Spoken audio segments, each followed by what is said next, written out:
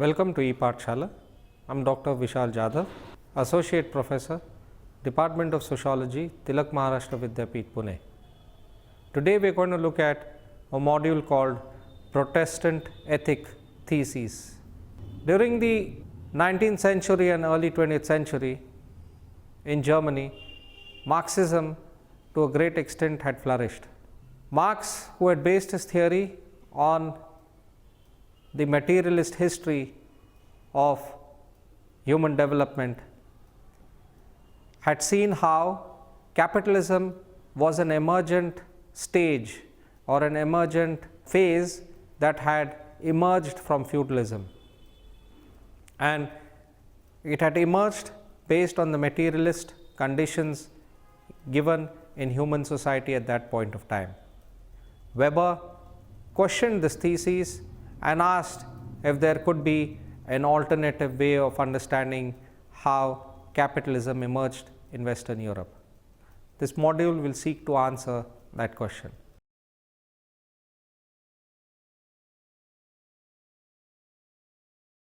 Weber on religion. Unlike his predecessors, Weber was not concerned about understanding the structure of religion. His main aim was to study how religion is acting as a driving force of social change.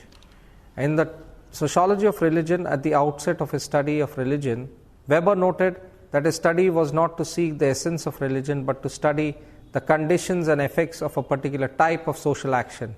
Weber lays out this thesis that people pursue their interests and that religious leaders and structures help people achieve these goals. In this way, religion provides the tools for both stability and social change. Weber's understanding of religion is based on his notion of asceticism, which plays an important role in the understanding of his concept of religion and the development of capitalism. Weber did not give proper definition of asceticism, but instead has classified the notion of asceticism into inner worldly asceticism and world-rejecting asceticism. Herein, he tried to show that the path of salvation for various religions is different and is dependent on the ethical behavior of the individual as prescribed by the respective religious doctrines. In his own words, salvation may be viewed as the distinctive gift of active ethical behavior performed in the awareness that God directs this behavior. That is, the actor is an instrument of God. We shall designate this type of attitude towards salvation, which is characterized by methodical procedures for achieving religious salvation, as ascetic. In his classification of the notion of inner worldly asceticism and world-rejecting asceticism, he stated that the world-rejecting asceticism has been the primary essence of religions of Asia, including Hinduism, Buddhism, Taoism, and Confucianism. By world-rejecting asceticism, he meant that those religions which preach the essence of rejecting the worldly affairs as worthless, controlling temptations, and following the path of penance as a mode to attain salvation. On the other hand, for Weber, Protestantism preached the essence of inner worldly asceticism, which preached the notion of transforming the world by ideals of asceticism and strives to make the world fulfill religious demands. On the basis of this classification, Weber explores his study on world religion, which includes the study of Hinduism, Buddhism, Confucianism, Taoism, Judaism, and Protestantism.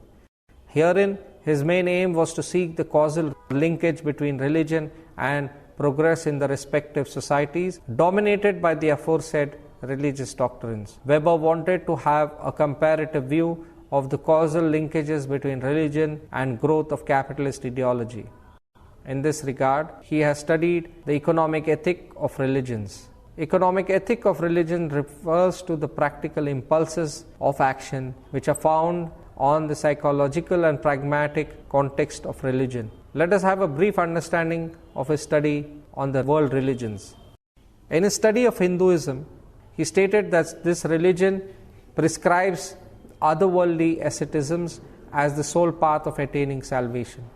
Weber stated that Hindu doctrine of karma, the process of reincarnation and compensation on the basis of one's deed, was inherently otherworldly in nature, which links individuals' work as per his caste obligation.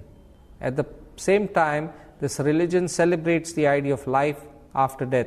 Thus, he argues that Hinduism preached otherworldly asceticism, which stressed on disenchantment of the material, which is not given importance as it is regarded to be temporary and illusory.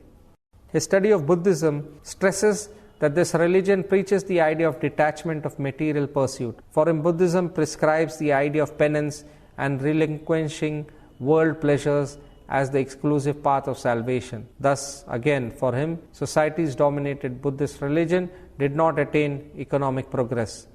Weber had also done a detailed study on the religions of China. In his magnum opus, The Religions of China, he had studied Confucianism. In his study, the Confucianism, he stated that this religion celebrated the spirit of humanism and nurturing human qualities and reaching to the level of perfection by self-creation and self-cultivation. For Weber, Confucianism acted as an impediment in the development of economic rationalization, since it proscribed the development of professional specialization. In his study on Judaism, he believed that this religion could have acted as the basic source for the development of industrial capitalism, but in reality they were unsuccessful because of certain historical obligations. According to him, this religion invokes for the path of ethical salvation and thus could not allow for capitalist mode of development. Weber did not have a positive view on Christianity or Catholicism, to be precise. For Weber, Catholicism was traditionalist in its spirit and did not facilitate the development of capitalism. For him, Catholicism was based on the ideals of hierarchy, where there was a sheer division between elites and lay people. According to Paul Honingsheim, Weber was an unconditional opponent of Catholicism. Weber stated that Catholicism is based on the principle of polytheism and indulged in magical practices. In this way, it acted as an impediment to the development of capitalist growth. Finally, it can be aptly remarked that Weber had found Protestantism as the only religion which facilitated the development of economic rationality, and with it, he showed how in Western Europe the zenith of development in comparison to that of Asia emerged, where religions did not act as a catalyst in the development of capitalist society. Weber on Protestantism. Weber's magnum opus, The Protestant Ethic and the Spirit of Capitalism, is based on two important themes. One was to launch a causal relationship between Protestantism and the development of capitalism, and the other was to establish a line of continuity between the Protestant ethical maxims and the path of development taken by Western capitalism and its regulation of economic conduct by the imposition of restraint and rejection of luxury. In this way, by highlighting Protestant religious doctrines, he wanted to establish Protestantism as the third worldly religion. For Weber, in contrast to other religions which prescribed other world asceticism, Protestantism encouraged inner worldly asceticism as the path for attaining salvation. Thus, for him, Protestant religious doctrines stressed on hard work, dedication, and efficiency in one's worldly calling. Protestantism thus stressed on active worldly activities as a path to attain salvation. Weber, in his exploration of Protestantism, has found four forms of ascetic Protestantism: Calvinism, second, Pietism, third, Methodism, and fourth, the sects growing out of the Baptist movement. Let us have a detailed overview of the following forms of Protestantisms. Calvinism. The teaching of John Calvin and the churches in the Reformed tradition form the main group of Calvinists. The most widely known group in this tradition are the Huguenots of France, the Calvinists of Geneva, the Reformed churches of Holland, the Puritans of England and New England, and the Presbyterian churches in Scotland and North America. Calvin was born in France, studied law, classics and Hebrew, and then turned his attention and energies to the Reformation, opposing conservative theological teachings.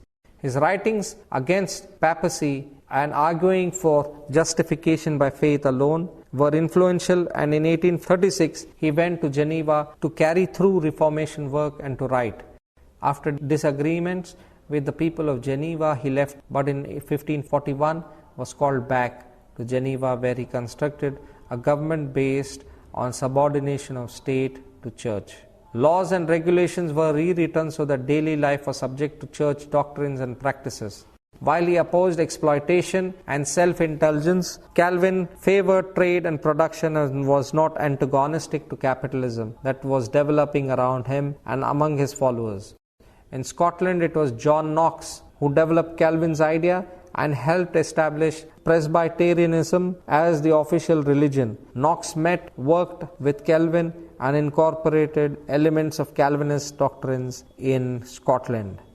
Calvinism for Weber was one of the dominant forms of ascetic Protestantism, which assumed its main area of influence in Western Europe, especially the 17th century. One of the most important themes of Calvinism was its belief in the doctrine of predestination. Thus, they believe that God preordains which people are saved and which people are damned. Calvinists came to this idea from logical necessity. Men exist for the sake of God, and to apply earthly standards of justice to God is meaningless and insulting. His decrees can only be understood or even known to us insofar as it has been His pleasure to reveal them. We can only hold to these fragments of eternal truth. Everything else, including the meaning of our individual destiny, is hidden in dark mystery, which it would be impossible to pierce and presumptuous to question. Thus, the Calvinist assumes that people who are damned can never challenge this preordination of the external power. Calvinism believed that God has always chosen a small proportion of human population to whom He bestows eternal grace. At the same time, the other percentage of population is known to be damned, which are debarred from His eternal grace. At the same time, for Weber, this decree could not be changed with repentance and penance, since they had already been predicated. For Weber, this resulted in creating an anxiety among the followers which regard to being saved or damned. Calvinist ideology believed that the fate of predestination cannot be changed, not even with the help of any priests or any sacraments. Henceforth, it can be concluded that Calvinism brought with it a new idea by completely eliminating the dominance of church in attaining salvation. Calvinism at the same time also eliminated the importance of magic as a medium of attaining God's grace for those who have been denied God's grace. Weber herein stated that this suspicion of whether we are the saved ones or not, resulted in increasing the anxiety among the followers. In this regard, Calvinism had also stated the way to solve this anxiety. Calvinist principles stress that the traces of signals of the doctrine of predestination can be found in the elementary forms of conduct and attitude towards life. Calvinism stresses on complete trust on God and not on any other medium. Calvinists rejected all sensual and emotional elements of culture and religion. Such elements were not a means to salvation, and they promoted superstition. The Calvinist interaction with God was carried out in spiritual isolation. There was social organization because laboring for impersonal social usefulness was believed to be required by God. Calvinism rejected the mystical elements of Lutheranism, where humans were a vessel to be filled by God. Rather, Calvinists believed that God worked through them. Faith had to be shown in objective results.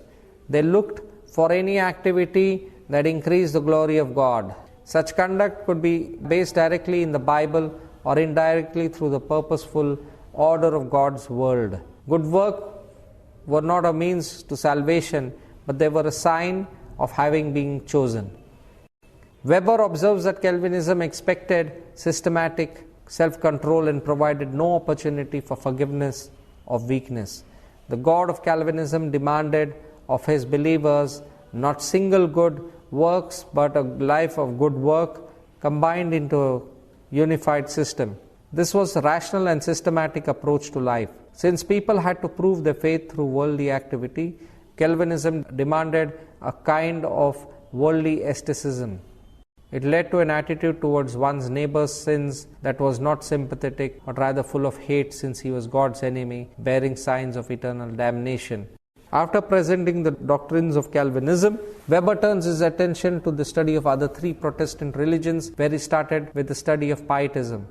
Pietism was a movement in the Lutheran Church, primarily in North and Central Germany, between 1670s and 1750s. It was an effort to stir the church out of the settled attitude in which dogma and intellectual religion seemed to be supplanting the Bible and religion of the heart. It emphasized Bible study and the belief that lay members of the church should have a say in spiritual control.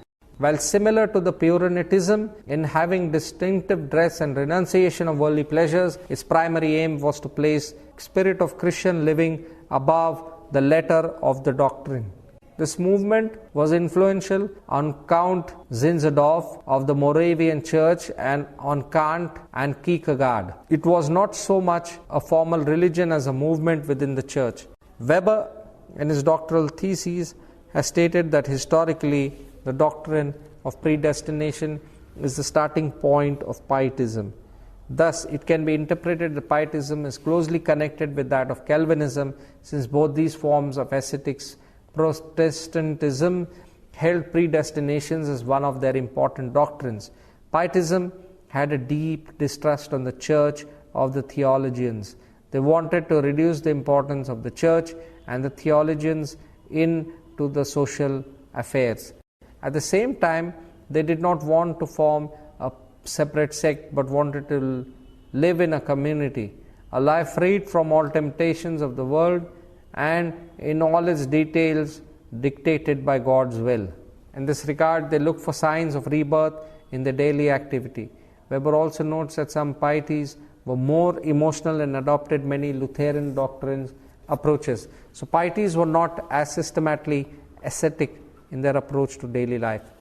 Weber, in his magnum opus, had stressed on the virtues propagated by Pietism. In his own words, but again and again, in so far as the rational and ascetic elements of Pietism outweighed the emotional, the ideas essential to a thesis maintained their place. These were: 1. The methodical development of one's own state of grace to a higher and higher degree of certainty and perfection in terms of the law was a sign of grace. 2. That God's providence works through those in such a state of perfection, that is, in that He gives them His signs if they wait patiently and deliberately, methodically. Labor in a calling was also the ascetic activity par excellence, for the God Himself blessed His chosen ones through the success of the labors was undeniable to Him, and we shall find it to have been to the Puritans. With reference to the above quoted paragraph, it can rightly be said that Pietism believed that methodical developments of one's state of grace in terms of the law was a given sign of grace. Second, God gives sign of grace if one longs for it patiently while doing good human activity. Pietism had an indecisive basis for its asceticism that made it less reliable than Calvinism. This is partly due to Lutheran influences and partly due to emotional. Weber herein notes that virtues favored by Pietism were far those on the one hand of the faithful officials, clerk, laborer or domestic worker, and on the other of the predominantly patriarchal employer. This is in contrast with the legalist Calvinists and the active enterprise of the bourgeoisie capitalist entrepreneurs. Weber now comes to the third form of ascetic Protestantism, and its Methodism. Methodism emerged in the 1720s in England under the leadership of John and Charles Wesley. This group became termed Methodists because of the emphasis on living by rule and method. They emerged out of the Church of England but emphasized conversion and loneliness. Their early meetings were often in the fields of barns, perhaps an early form of the tent meeting revivals of later evangelists in North America.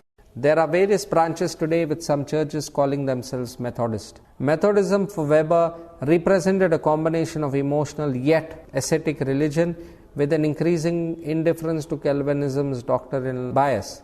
Its strong characteristic was its methodical, systematic nature of concern, and the method was used primarily to bring about the emotional act of conversion. The feeling of grace was necessary for salvation. Part of the doctrine of Methodism was a belief in underserved possession of divine grace and the same time of immediate consciousness and justification and forgiveness. Baptist sects. For Weber, Baptist sects form an important forms of ascetic Protestantism around the 16th and 17th century. Baptist sects includes the Baptists, Mennonites, and above all, Quakers. According to Weber, this group had a different opinion than that of Calvinism, especially with reference to ideas of predestination. Thus, it can be stated that the Baptist sects form an independent source of ascetic Protestantism other than Calvinism. These sects are unified by the idea of believers' church, a community of personal believers of the reborn.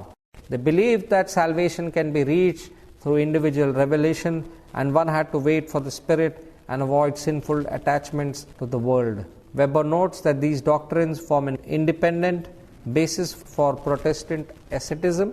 While Baptists reject predestination, they do advocate the quieting of all passion so that Christians can enter into their quiet repose of soul where they can hear God's voice each day.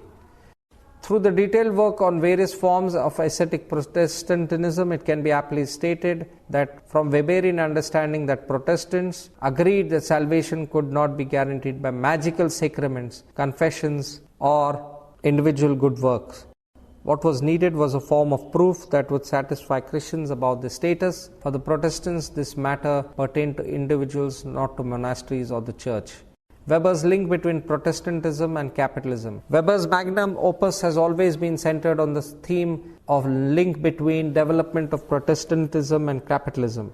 Weber developed his thesis on the basis of certain key assumptions, that is, economic forces influence religion, religious system influences individual thought and actions.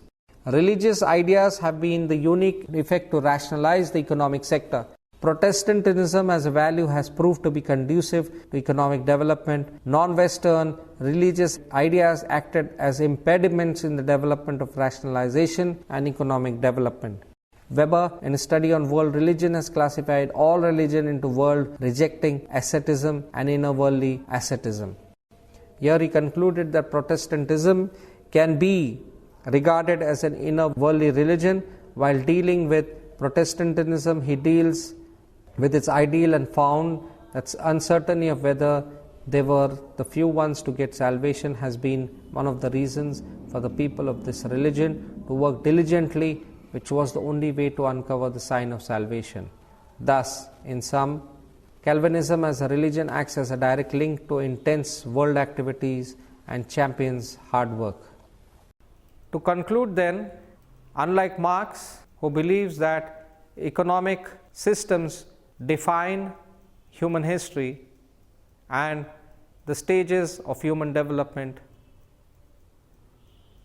Weber, on the other hand, came up with a theory that suggested that the Protestant ethic within which Calvinism was responsible for development of some kind of individuality, and this kind of individuality and private ownership and the idea of striving for hard work and labor to prove oneself in front of God resulted in the development of capitalism. This definitely was in contrast to what Marx had to say about the emergence of capitalism.